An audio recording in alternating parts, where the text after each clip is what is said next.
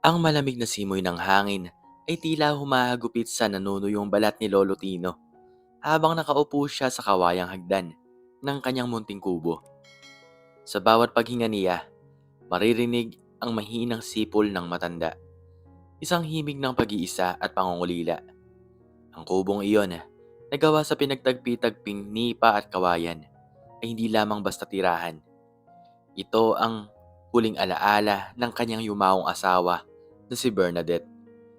Dito sila nangarap, dito sila tumanda, at dito rin huling nalagutan nang hininga ang babaeng kaisa-isa niyang minahal.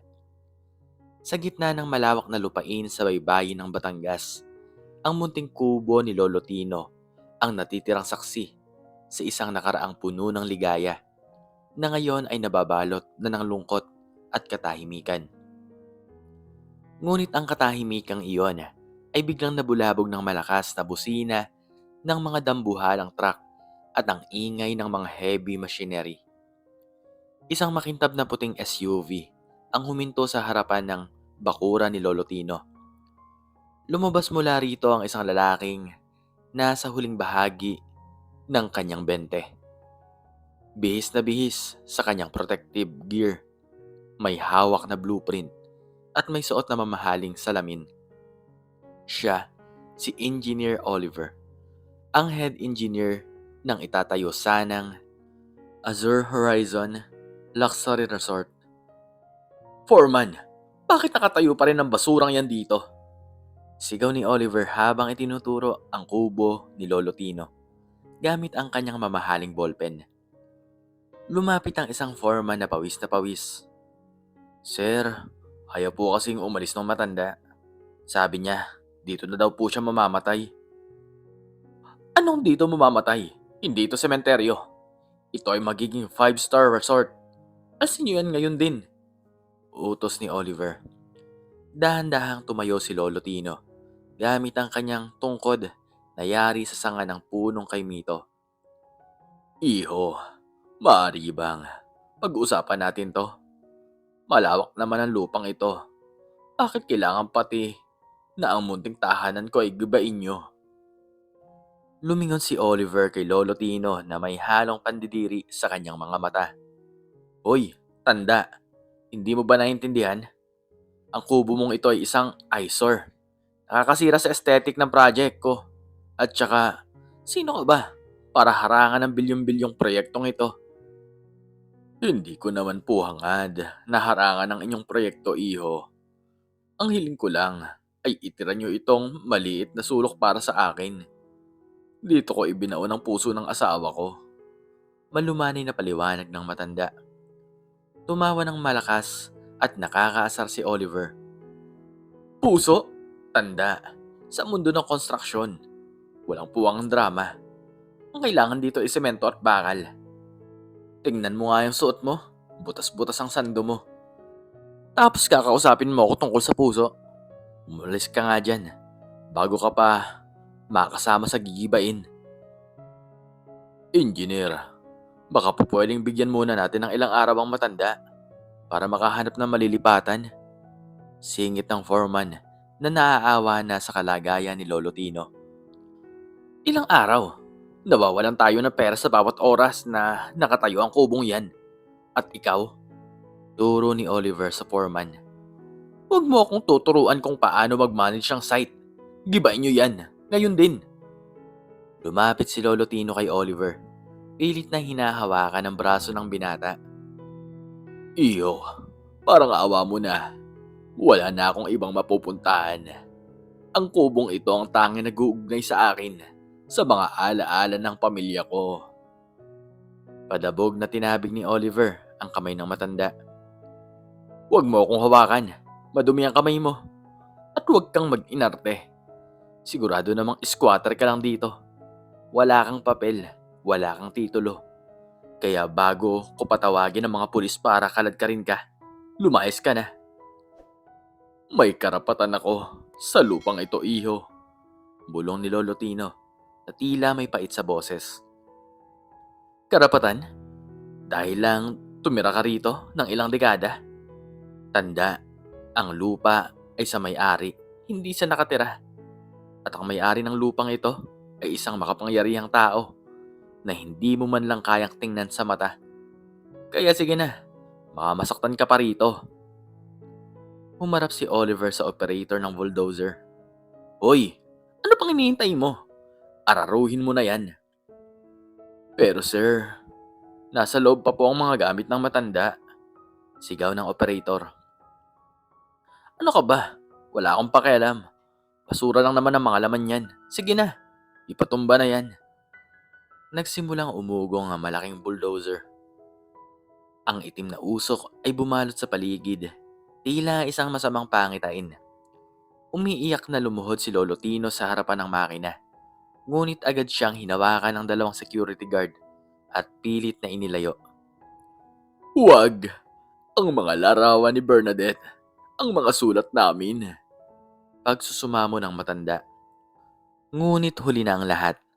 Ang bakal na braso ng bulldozer ay humampas sa bubungan ng kubo sa isang iglap.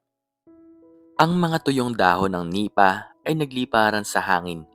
Ang mga kabayang dingding na pinaghirapang itayo ni Lolo Tino noong kabataan niya ay naggutay-gutay na parang papel.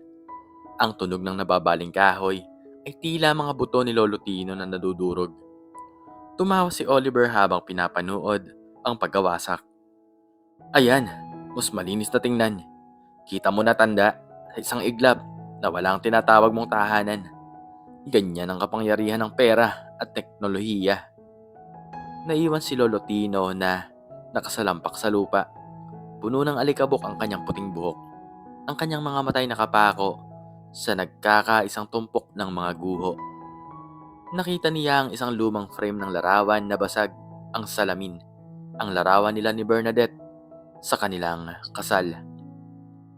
Kinuha niya ito at niyakap sa kanyang dibdib habang ang mga luha ay patuloy na dumadaloy sa kanyang kulubot na pisngi. Masaya ka na ba, iho? Tanong ni Lolo Tino nang hindi tumitingin kay Oliver. Masaya ako dahil wala nang sagabal sa trabaho ko. Ngayon, umalis ka na nga rito. Bago ko pa ipag-utos na itapon ka sa labas ng gate. Sagot ni Oliver habang nag-aayos ng kanyang hard hat. Eksaktong sandaling iyon, isang convoy ng mga itim na luxury SUVs ang pumasok sa construction site. Ang bawat sasakyan ay may plakang protocol at may mga bodyguard na nakasuot ng barong. Ayan na, ang board of directors ng Estrellado Group of Companies. Excited na sabi ni Oliver. Ayusin niyo ang sarili niyo. Darating ang may-ari ng lupaing ito. Mabilis na tumakbo si Oliver sa harapan ng convoy. Ang kanyang mukha ay biglang nagbago mula sa pagiging mapagmataas patungo sa isang masunuring aso.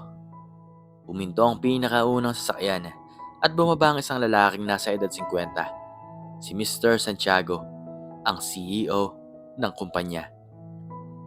Good morning, Mr. Santiago. Lahat po ay ayon sa plano. Katatapos lang po namin linisin ang huling sagabal sa site.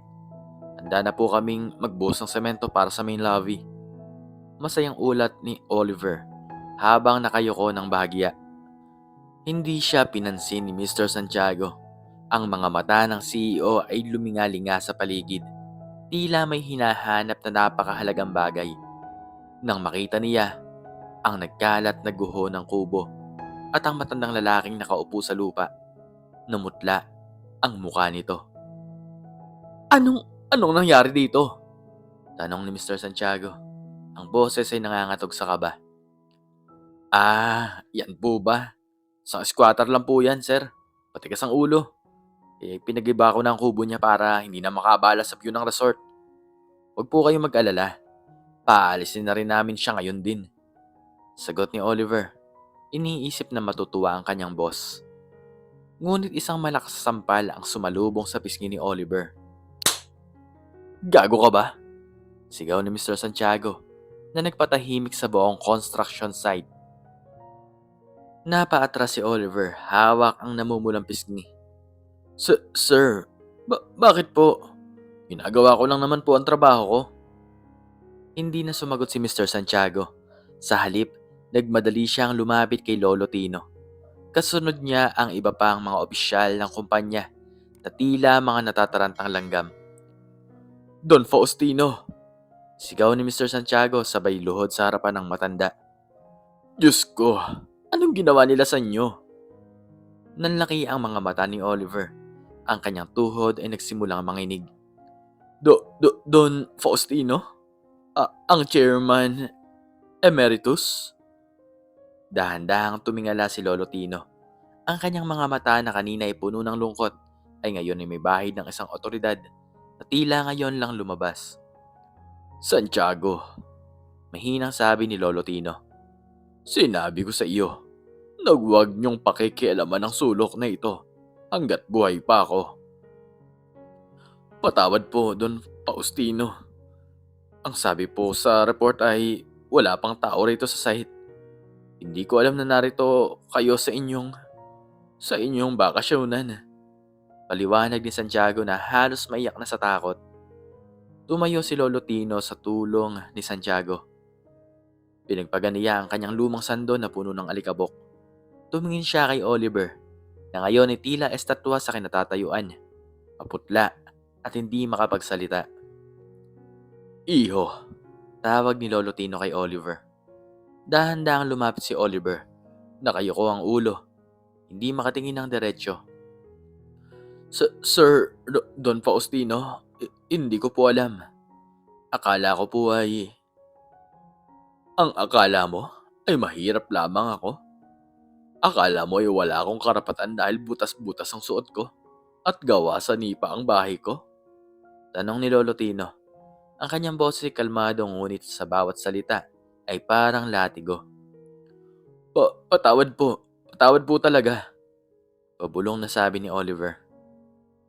Ang lupang kinatatayuan mo, ang sementong lalakaran mo, at ang resort na ipinagmamalaki mo. Lahat ng yan ay pag-aari ko. Patuloy ni Lolo Tino. Itinayo ko ang kumpanyang ito mula sa wala at ang kubong giniba mo. Yan ang pundasyon ng lahat ng kayamanang nakikita mo ngayon. Dito kami nakatira ni Bernadette noong wala pa kaming kahit na ano. Noong nag-uumpisa pa lang ako magtanim ng nyog para may pakain sa pamilya ko. Hindi ko po sinasadya, Don Faustino. Susubukan ko pong ipagawa ulit ang kubo nyo. Gagawin ko pong mas maganda, mas matibay. Pangako ni Oliver. Nginitian siya ni Lolo Tino. Isang ngiti na puno ng pait. Hindi mo na maibabalik ang alaala, iho. Ang bawat kawayan doon ay may kwento. Ang bawat ukit sa dingding ay may kahulugan. Sa paggiba mo sa kubong yon, tinapos mo na rin ang huling hiling ko na mamatay sa piling ng mga alaala ng asawa ko. Humarap si Don Faustino kay Santiago. Santiago, kanselahin ang proyektong ito. Lahat ay nagulat. Pero, Don Faustino, bilyon na po ang nailabas nating pera dito. Wala akong pakialam sa bilyon nyo. Kung ang proyektong ito ay itatayo sa ibabaw ng kawalan ng respeto sa mga matatanda at sa kasaysayan, hindi ito karapat-dapat dalhin ang pangalan ng aming pamilya. Gawin yung parke ang lupaing ito, isang parke na bukas para sa lahat ng mahihirap na gustong magpahinga. At ang resort, itayo nyo sa ibang lugar o huwag na lamang. Tumingin muli si Don Faustino kay Oliver. At ang engineer na ito, Santiago, siguraduhin mong hindi na siya makakakuha ng kontrata sa kahit na anong construction firm sa bansa.